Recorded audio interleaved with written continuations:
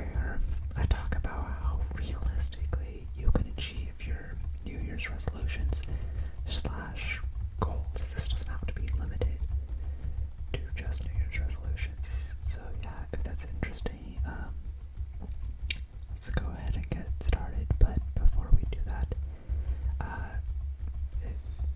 if you do end up liking this video, drop a like, and if you want to see more of my videos, and subscribe. The support means a lot to me. But yeah, let's get started.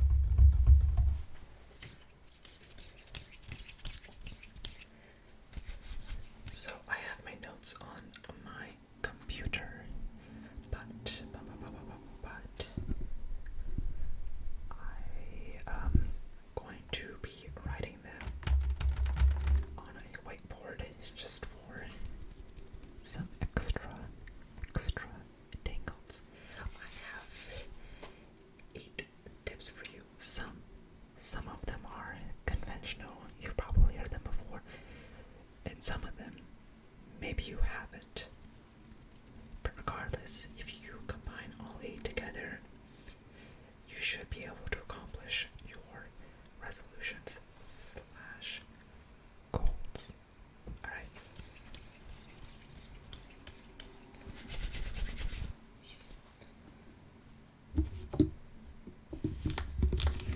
So, I'm going to be doing it with Expo markers.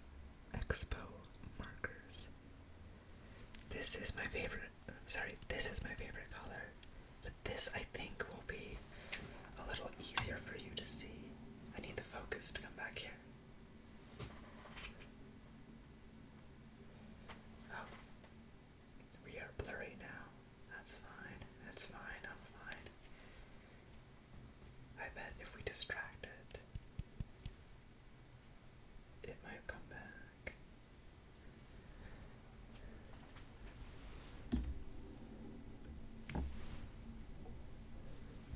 There we are. Hello. Just had to play around with it a little bit. That's okay. So, let's pull up my notes. And yeah. So today we're going to be doing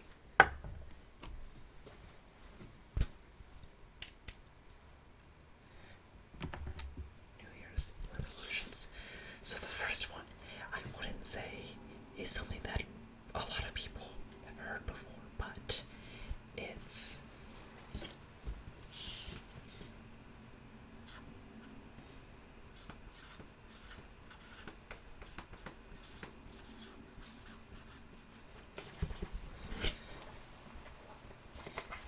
don't share your goals. And that sounds weird. Obviously, when you have a cool, exciting goal, you want to tell everybody your goals. But science says that that's not always such a great thing, because when someone achieves a goal, something that they've longed after, there's a rush of chemicals to your brain. Usually it's dopamine.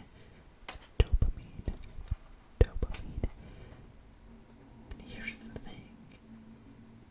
You get a very similar rush just by telling people your goals.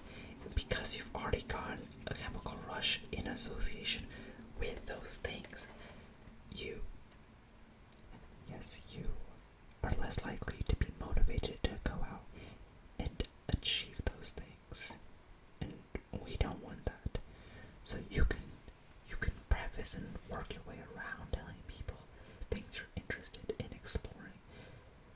But you don't have to tell them the exact goals. Keep it to yourself. Work on it on yourself. And it's gonna seem weird. It really is. It's something that I'm actively working on because I am an overthinker and an oversharer, and I want to tell people everything. And I have to learn that that's not such a good thing always. It's great to have the support of people, but having the support and actually achieving the goals are different things. However, However, number 2 might seem a little contradictory, but it is.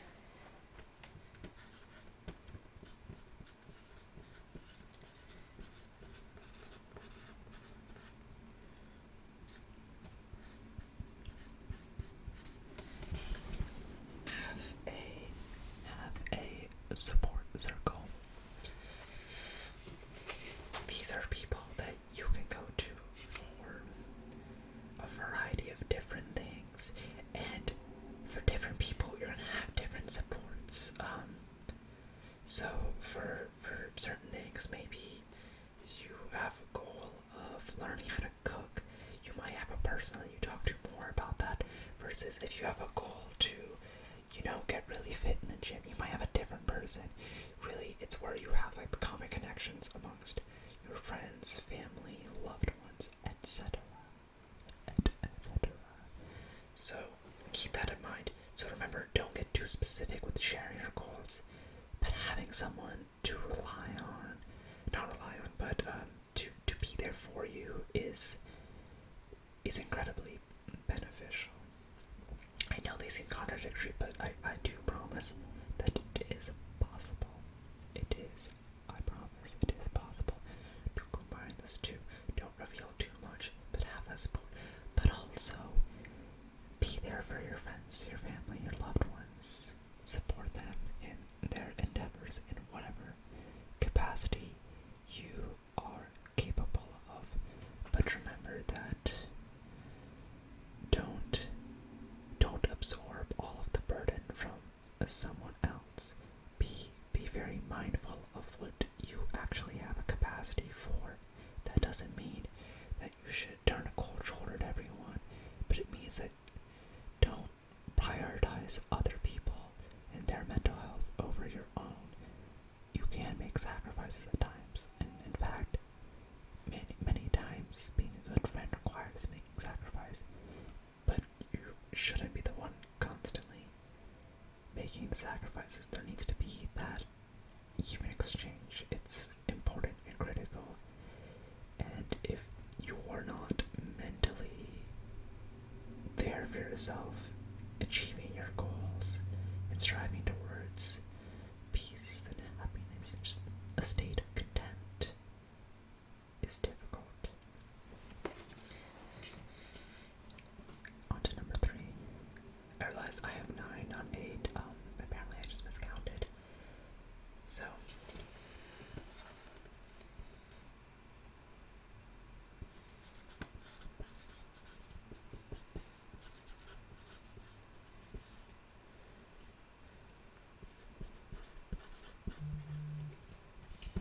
number 3 is make it measurable.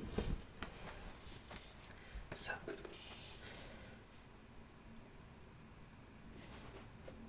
in order to achieve a goal, it's this grandiose thing that you have for yourself. And if it's this big and vague idea and concept, formulating your plan for how you're gonna get there becomes very, very difficult. Let's go back to the example of learning how to cook, because I feel like that shouldn't be much of a stigma. I didn't want to talk about like fitness goals are one of the most common around this time of year, but they can be very easily stigmatized. So I don't want to,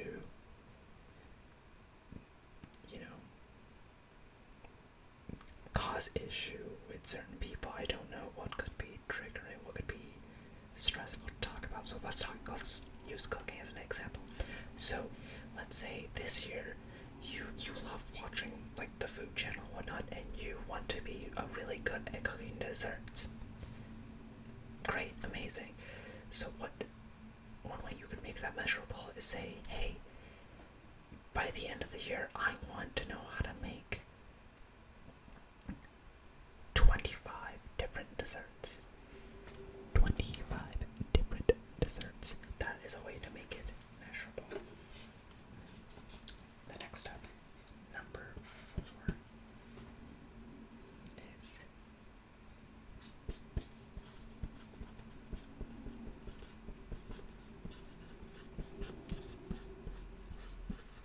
also my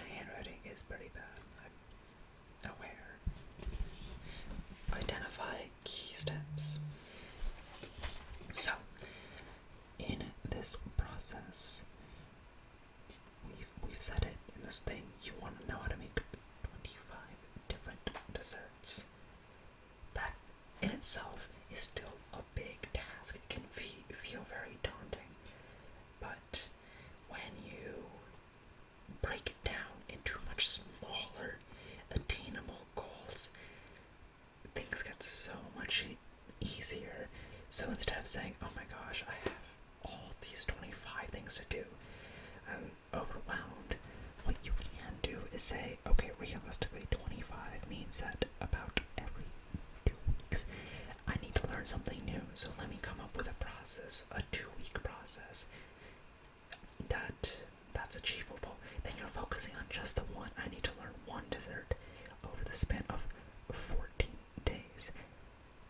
That's so much more achievable. And then you can break it down even further and say, okay, and this is going to kind of touch on the next one, so let me go ahead and just write that one down, which is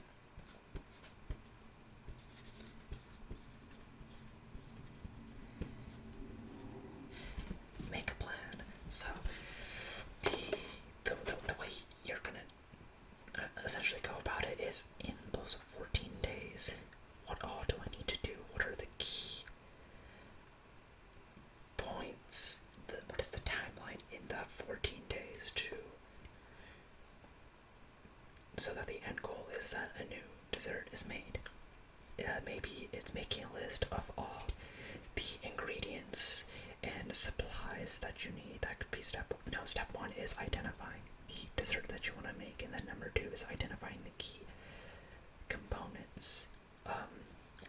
Number 3 is getting an understanding of the cooking process that is going to that is going to occur, and and then getting an understanding of, like, in those steps, how long each one's gonna take and how you feel those 14 days, because obviously you're not only just making desserts, you have a whole life, so you can't end up planning this around the nuance of your own life. Okay. Next step is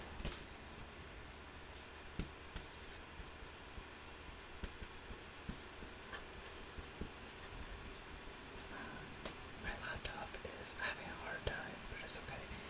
Plan for obstacles. Wow, of course my laptop starts coming on, making loud noises when I talk about obstacles. But the path to success is not a linear one. In fact, you should expect a lot of things to just kind of get in the way. It's just natural, it's part of life. Entropy is always going to be ongoing, so if you're prepared for that, you're a lot more likely to be successful. So back to our dessert example, maybe it's a week where work really gets the best of you, where school gets the best of you, and you just don't have time. That's plausible. Or you don't have access to certain supplies or ingredients.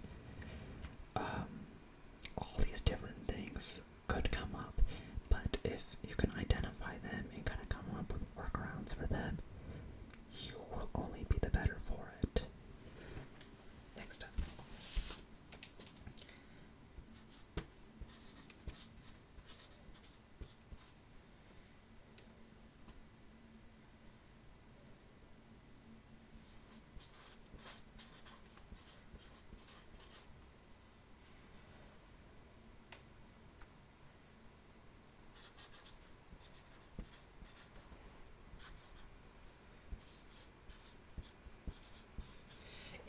Start whenever and keep going. Like I said, you don't need to be limited to just starting in New Year's. I think that's one of the big faults with New Year's resolutions, is that people will do their New Year's resolutions and then on, let's say, January 24th they fail. And then they're like, oh, well, next year's the year. No. You're so close. Please don't quit. You're so close. If this is something you want for yourself, you have to believe in yourself. And I believe you can do it. I do believe you can do it. Just don't there's nothing wrong with, messing up a day or a week or even a month and then just saying, alright, kind of made a mistake, but it's a wash. We start right back over again. I know I said I wasn't going to talk about it too much, but with the whole fitness thing, I truly, for 4 years, I was very on and off, always quitting and then really, really sticking to it, and having days or weeks where I mess up and then just getting right back into it and forcing myself into it was the best thing I could do for just achieving my goals. So do keep that in mind, that if you fail, it doesn't, or if you make a mistake, it doesn't mean you failed. It's just a mistake. You're learning from it. That's actually the next step, is just learn from your mistakes.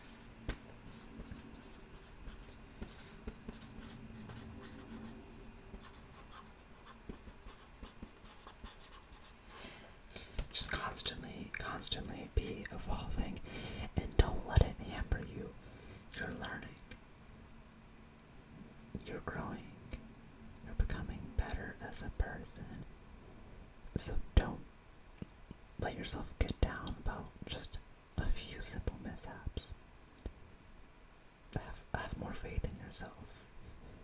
You have no idea what you are capable of. And I don't want you to forget that. And finally, back to the whole measurable thing is,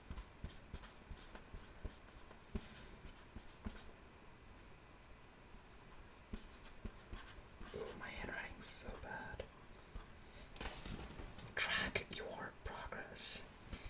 I think the best way to keep things measurable and keep yourself accountable is having some kind of system where you just keep a track. Oh, sorry. Oh, sorry about that. I hit the mic. That was my bad. But having some kind of system where you keep yourself accountable and making sure that you're on the path to success. I personally use the Notes app on my phone and an Excel document to track a lot of things in my life, to keep things measurable and to keep myself accountable. Pretty much either in the morning when I wake up or before I sleep, I keep track of different things I'm working on, whether it's my YouTube channel, whether it's fitness stuff, even my dance training, photography, all that stuff. I have ways to keep track of it, and that's how I can kind of juggle so many different things at once, because all of a sudden it seems like a lot, but if you boil it down to a process, it all becomes very, very attainable. So, I do hope these tips helped. I hope that maybe you learned something new. Let me go ahead and bring the whiteboard back so we can. You're working it up. I can temper there, where we can keep things very measured. And just keep these in mind. Learn from these and truly take it to heart. Use your New Year's resolutions and your goals as an opportunity to better yourself, to grow as a person. And things might not always go the way you planned, but that's not always a bad thing. Sometimes you never know the path that life is going to take you, but it takes you down there, and if you've worked on yourself and you've grown as a person, you become more versatile,